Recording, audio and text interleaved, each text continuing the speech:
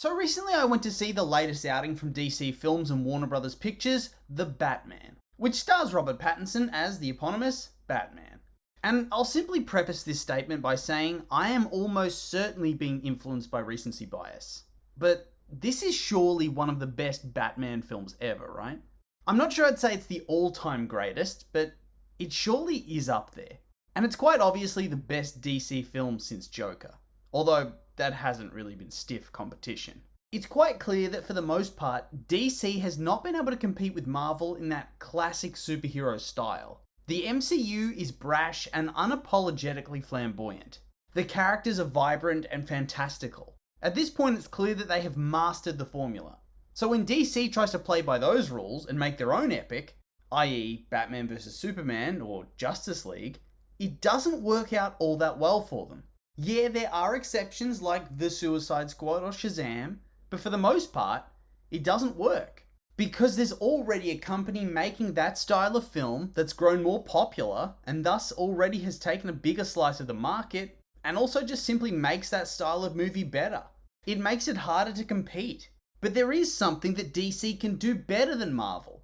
Serious, gritty, dark. These are the things that for the most part don't fit in the wider scope of the MCU. I mean, look at the Joker. DC took a risk on that film, making it gritty and frightening and disturbing, a psychological thriller. They gave it a low budget and they tried to nix it in development, and yet it came out to tremendous critical acclaim, won numerous awards, grossed over $1 billion, and proved that there was still a massive audience for more adult superhero films like Fox did with Logan in 2017. And now here we are, a couple of years down the road from those early pioneer films for this new subset of the superhero genre. And now that audience is bigger and more ravenous than ever before. And I'm actually really glad that they've bothered to make moves to claim this share of the market, because realistically, it is ripe for the taking. And so I'm really glad that not only did they lean into this style once again, but they actually did it well. Because it's all well and good to make a dark and gritty superhero film, but if it sucks, it just comes across as an edgy fan fiction written by an angsty teen. So, in my view, this film is a complete and utter triumph. But now I want to dig a little bit deeper and talk about a few of the things I really liked about the film. And I think I'll simply start off with the narrative style. I love that it was very much a combination film. One part modern psychological horror, one part detective noir, and one part classic superhero beat-em-up. It really hits all the bases of what I wanted from a Batman film. A lot of the Batman films of the past have definitely stayed away from the moniker of the world's greatest detective in favour of action stealth heroes who beat the shit out of ninjas and gangsters. But this took me right back to classic Batman cracking the case and chasing down deranged serial killers. Right from the get-go, it really set up Batman as a more cerebral character than we've seen previously, relying far more on his mind, his skills of deduction, and his ability to inspire fear.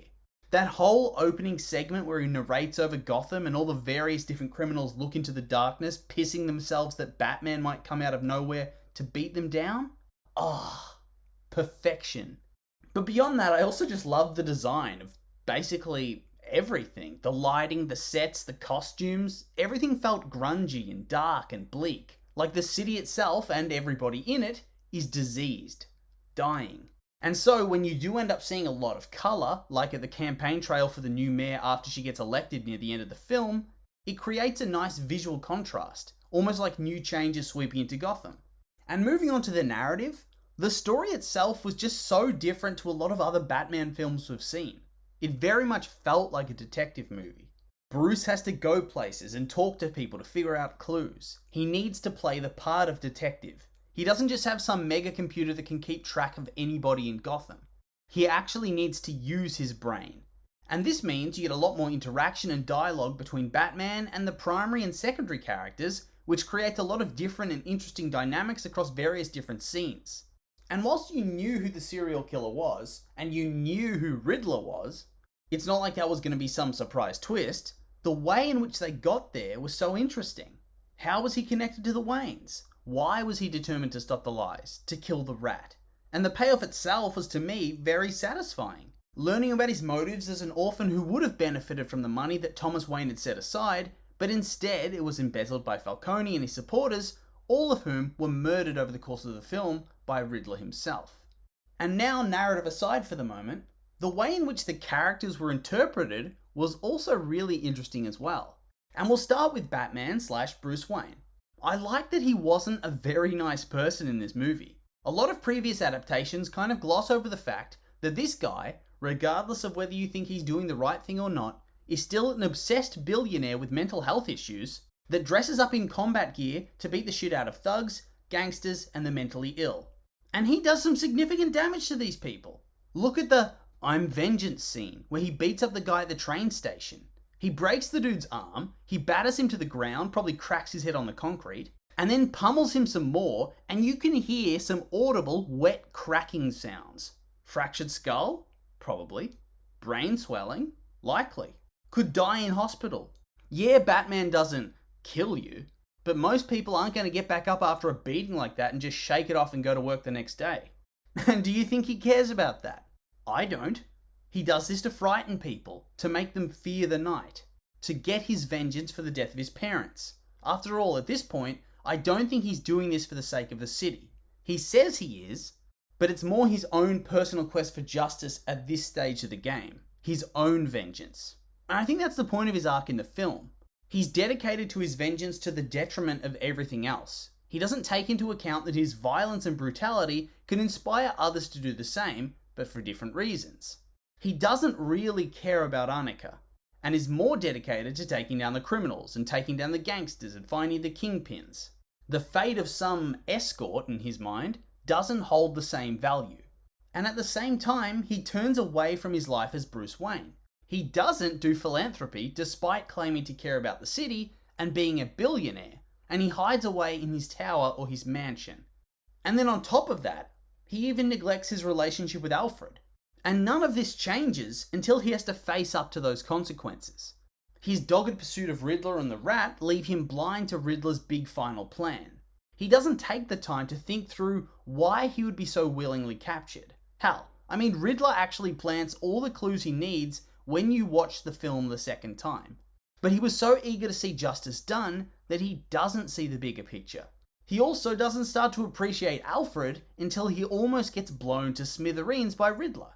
He doesn't see how what he's doing isn't working until he realizes that he's inspired others to try and rule through fear, which is then what prompts him to try and be more than that, to be a proper symbol. And I think this is a relatively fresh take for Batman.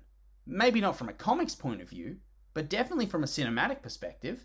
And I also like that he wasn't some unstoppable tank.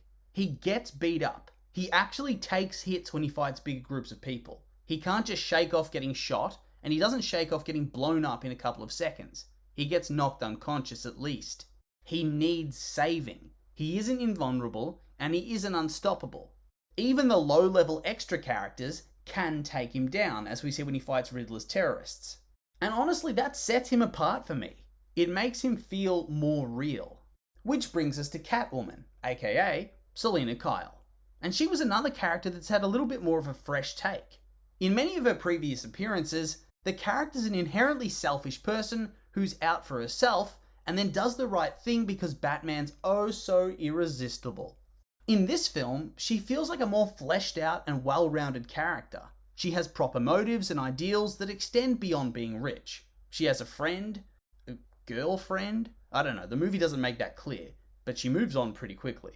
But regardless, she has that. They keep that femme fatale aspect of her character, but they inject it in a more realistic way.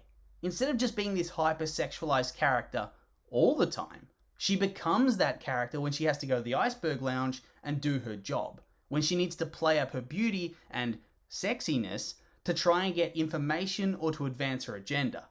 Plus, they even gave her a proper backstory which impacts the way in which her character behaves in the confines of the narrative. And I like that they tried to make her three-dimensional. And that even though the film drew heavily on elements of film noir, which is a genre famous for two-dimensional femme fatale women, they bothered to give her more than that.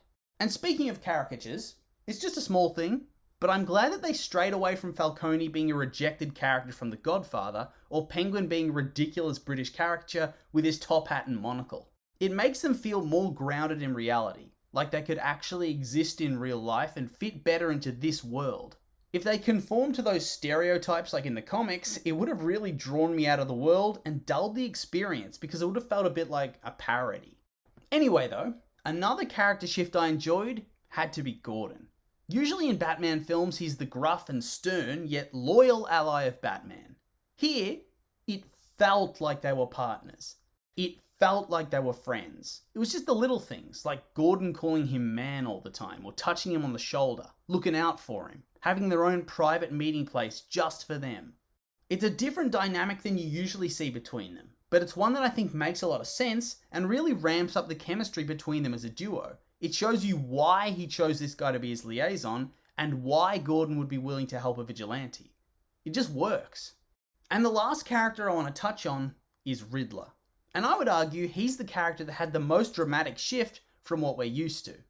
I mean, let's be real, most adaptations of Riddler are pretty campy two-dimensional portrayals that scream about how smart they are compared to Batman and ask lame riddles over and over.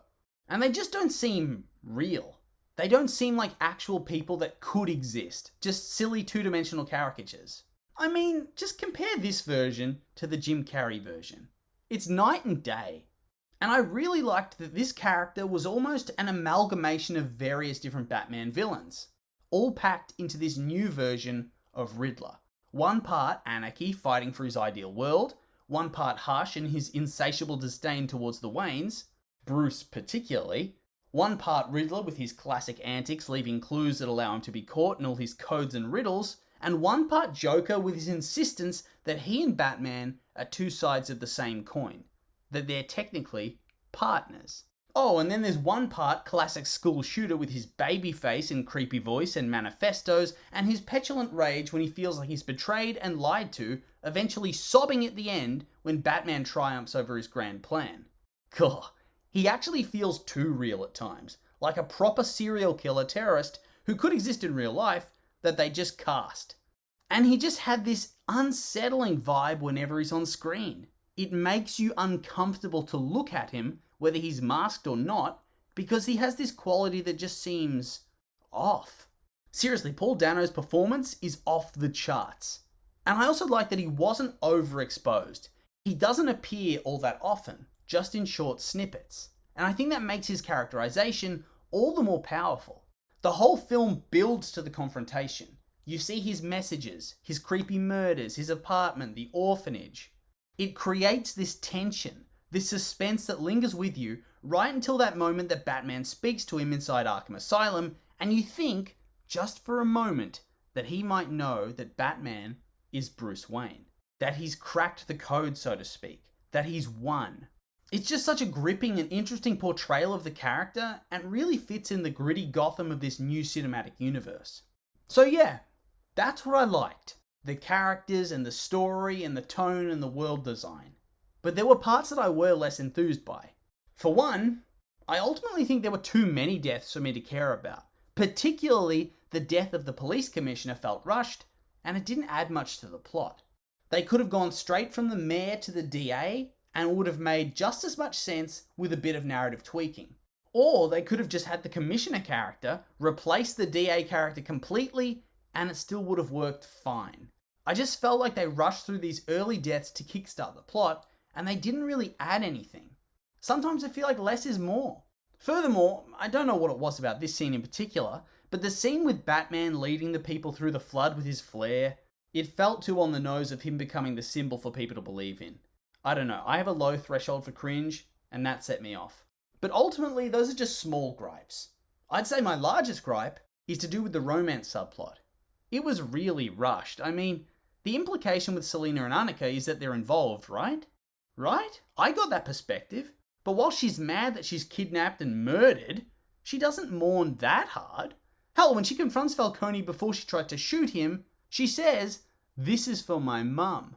Bad luck, Annika. Yeah, she gets a mention in that scene, but it's clear that it's the lesser reason. And then she jumps right into Batman's arms after meeting him twice before that for pretty short stretches of time? Is the Batsuit that irresistible? Or is it his monotone voice? It just didn't make sense to me that it escalated so quickly over a short amount of time. I mean, it's only been days in universe that they actually have ever known each other. And her somewhat ambiguous love interest has only just got fridged. Oof, I just don't think they handled this well at all. But overall, I would say that those were my only gripes for the film. And I'm honestly excited to see where this franchise goes from here with the HBO series and 2 more films in the works. It's a refreshingly dark take on Batman and Gotham, and I think it's going to kickstart a new era of comic book films, or at least I hope so. But with all that being said, these have just been my opinions, and now I'd like to hear yours. What did you think of the film? Like it, hate it? Make sure to like, comment, and subscribe, and let me know.